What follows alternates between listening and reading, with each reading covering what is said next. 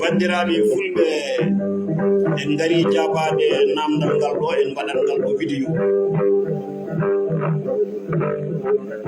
hande noon ko le 31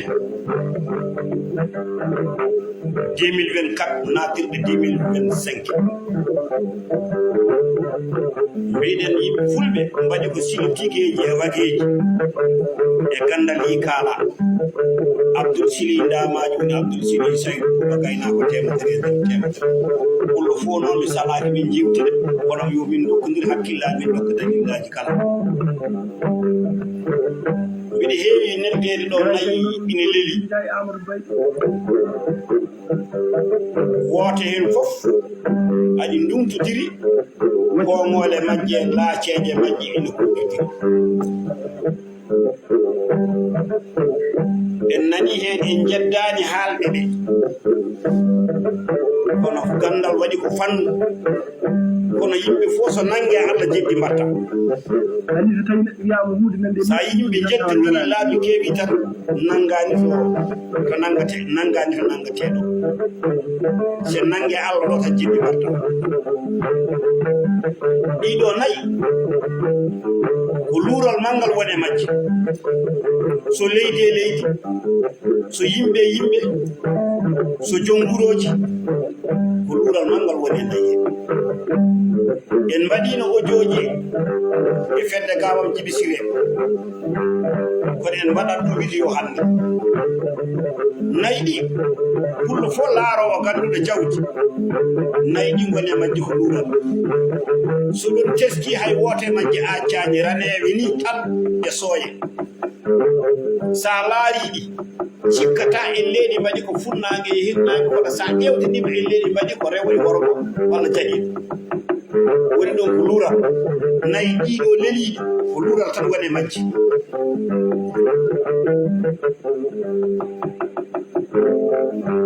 luural ngal noon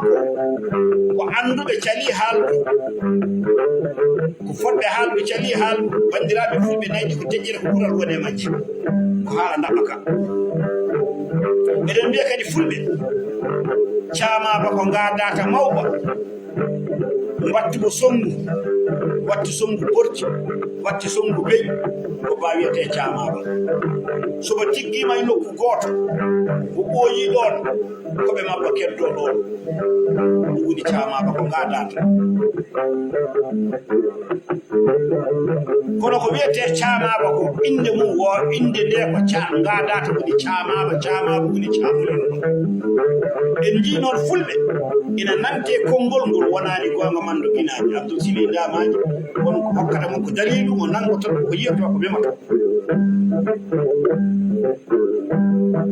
gadata to yeehi haaba mawni o watti songude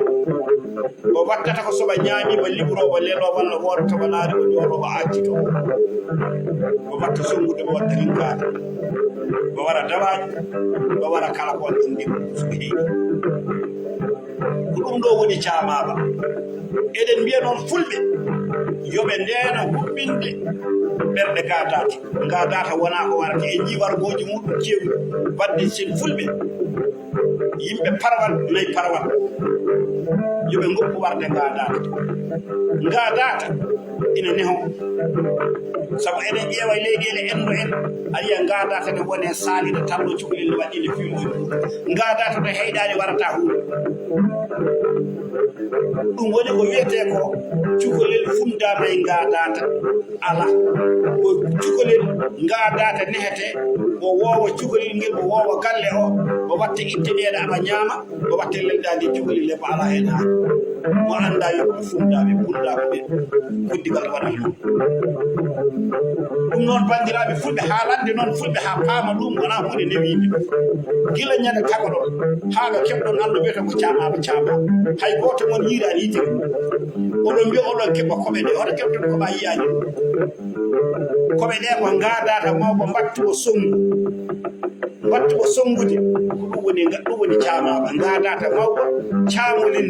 wattu ko warde wattu ko songu ko ɗum woni caamaba so temminare heedi goddi soɗo ƴeewa baajol leydi walla ngoroni jiya ton ko ɓooro ha laaɓa caam gadata so samolini so yaha temminare heedi jiyata ɓandu ɗum kañum wonani hutto ko koɓe lartorto so rewe hoccere jiyata koɗe ɗelta koɓe ɓaleje ɗe woni diini ɓaleji ɗi daneje ɗe woni koɓe ɗe mi haalana mon ɗum bandiraɓe fulɓe musidɗo mon Abdou Siley damaji woni ɗo no Siley ndene warde gadate ndete huɓɓinde ɓerde gadate wona ko warate wona ko lebtate ndene ɗum sa tawi nangi mbewma ni ne hasi saɗa wawi nangu pilta sa dañi ko nokkuɗan nokku ñaama kono gadata wona hunde huɓɓantede ko yofuɓe nden to warde gadate nayi parwat yimɓe parwat musibbaji kewata yimɓe gadate wona hunde tamitede tan warede jiiɗo fof tan wara yingo paɓɓuri eyyi ɗum noon bandiraɓe fuɓɓe heeɗiɓe haaloɓe yimɓe ne mbaɗatno ni so jommugol maayi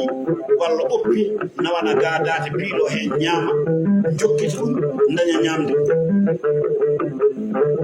sa nawani ɗum kosam na kay sa jeehi ɗum sa nawani ɗum keddam tan yarat no gadata mi wima noon min Abdou Siley damaji woni ɗon Siley no gaynako fulɓe hanki goɓɓatno ko gadate tibɓo e huɗumaji muñen mbarata kono fulɓe hande ko yiwara ndene caamaba ko gadata caamulima mbaɗɗo so mi wiyanno yo fulɓe jaam kono yoɓe tesko ko kaɗata ko ɗum noon on jarama musidɗo moɗon ɗon Siley ɗum woni hande ko jiiɗa kala ko jibine ɓe koye kon ngara koye tati koye ɗiɗi ene ɗakkotin kawisaji kewɗi ne jibine gandal noon ko teskuye gandal ko teskuye sa teskota ka andata jiya teskoɗa walla kalanoɗa teskoɗa ko ɗum woni gandal Siley tigui ƴewaɗoji pullo gaynako temedere nder temedere Abdou Siley Saydou min Abdou Siley dama pullo ala nayyi kaldeteɗo jewtittoɗo ha yiiɗa andude ko andete ko on jarama musidɗo mon ɗo Siley yo Allah waɗa ɗen jaɓine jogui